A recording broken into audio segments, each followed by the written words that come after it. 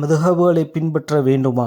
ஆசிரியர் இமாம் இப்னு தைமியா ரஹிமுல்லாஹு தஆலா ஷேக் முஹம்மது இப்னு ஹாதி அல் மதுஹலி அவர்களின் நூலில் இருந்து. அல்ஹம்துலில்லாஹி ரப்பில் ஆலமீன் வஸ்ஸலாத்து வஸ்ஸலாமு அலா மன் லா நபிய பஅதஹு அம்மா பஅத். 4 இமாம்களின் எவரேனும் ஒருவரையோ அல்லது ஏனைய இமாம்களையோ கண்மூடித்தனமாக பின்பற்றலாமா? இமாம் இப்னு தைமியா ரஹிமஹுல்லாஹ் கூறுகிறார்கள், இந்த சத்திய கொள்கையை இஸ்லாத்தை ஏற்றுக்கொண்ட ஒருவன் கண்மூடித்தனமாக 4 இமாம்களின் எவரேனும் ஒருவரை பின்பற்ற வேண்டும் என்று கூறினால் நாங்கள் அவனுக்கு தௌபா செய்ய கட்டளையிடுகின்றோம். அவன் தௌபா செய்ய மறுத்தால் இஸ்லாமிய ஆட்சியாளர்கள் அவனை கொலை செய்வது கடமையாகும். உண்மையான முஸ்லிம்கள் ஒரு நாளும் ஏதேனும் ஒரு அறிஞரையோ அல்லது ஒரு அறிஞரின் பெயரை குறிப்பிட்டோ அவர்களை கண்மூடித்தனமாக பின்பற்ற வேண்டும் என்று கூறவே மாட்டார்கள். சுன்னாவின்பால் வழிகாட்டும் ஒரு அறிஞரை நேசிப்பதும் அவரை பின்பற்றுவதும் நல்ல செயலாகும். இவ்வாறான ஒருவருடைய நிலை ஏனைய கண்மூடித்தனமாக பின்பற்றுபவர்களை விடவும் சிறந்ததாகும். இமாம்கள் கருத்து வேறுபாடு கொள்ளும் போது அதில் தன் நேசிப்பிற்குரிய இமாம்களை மட்டும் பின்பற்றுபவன் ராஃபிலாக்களை வழிகட்ட ஷியாக்களை போன்றவனாவான். இந்த ராஃபிலாக்கள் அலி ரதியல்லாஹு அன்ஹு அவர்களை வரம்பு மீறி புகழ்ந்தும் ஏனைய சஹாபாக்களை விட்டு தவிர்ந்தும் கொண்டனர். ஒட்டுமொத்த சஹாபாக்களையும் தவிர்ந்து கொண்டு ஒரு சஹாபியை மட்டும் பின்பற்றுவது வழிகேடென்றால் நாங்கள் எவ்வாறு பிற்காலத்தில் வாழ்ந்த மார்க்க அறிஞர்களை கண்மூடித்தனமாக பின்பற்ற அனுமதியளிக்க முடியும்? இது பிதத்வாதிகளுடைய வழிமுறையாகும்.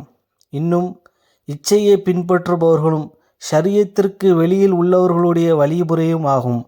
இதை நாங்கள் உம்மத்தின் ஒட்டுமொத்த கருத்தாகவும் குர்ஆன் சுன்னாவின் ஆதாரத்தோடும் கூறுகின்றோம்.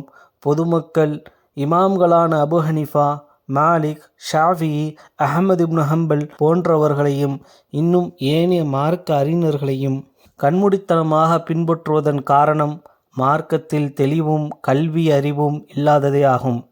இன்னும் அவர்கள் ஏனைய உலமாக்களை பற்றியும் அறியாதவர்களாக உள்ளனர், அநியாயக்காரர்களாகவும் உள்ளனர். அல்லாஹ் சுப்ஹானஹு வ தஆலா நீதியை ஏவக்கூடியவனாகவும் அறியாமையும் அநீதியும் தடுக்கக்கூடியவனாகவும் உள்ளான். முஃமின்கள் மீது கடமை என்னவென்றால் அறிஞர்களுக்கு கீழ்ப்படிவதும் சத்தியத்தை பின்பற்றுவதுமாகும்.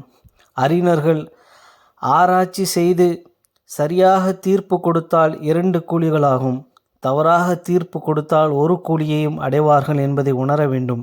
கிழக்கு நாடுகளின் முஸ்லிம்கள் அந்நியர்களின் கட்டுப்பாடுகளின் சிக்கியதற்கு காரணமே அவர்கள் அதிகமான பிரிவுகளானதும் இன்னும் மதுஹபுகளின் ஃபித்னாக்களும் ஆகும். இந்த வேறுபாடுகளை அல்லாஹ் சுப்ஹானஹு வ தஆலா தடுத்துள்ளான். நாம் அல் ஜமாத்தில் ஒற்றுமையோடும் இன்னும் உஸூலுத்தீனில் ஒரே கருத்தோடும் இருக்க வேண்டும்.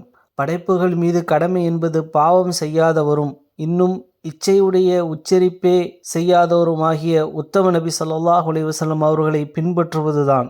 ஏனெனில் அல்லாஹ் சுப்ஹானஹு வ தஆலா கூறுகின்றான், ஃபலா வரப்பிக லா யுமினூன ஹத்தா யுஹக்கிமூக ஃபீமா ஷஜர பைனஹும் ஸும்ம லா யஜிது ஃபீ அன்ஃபுஸிஹிம் ஹரஜம் மிம்மா கதைத வ யுஸல்லிமூ தஸ்லீமா.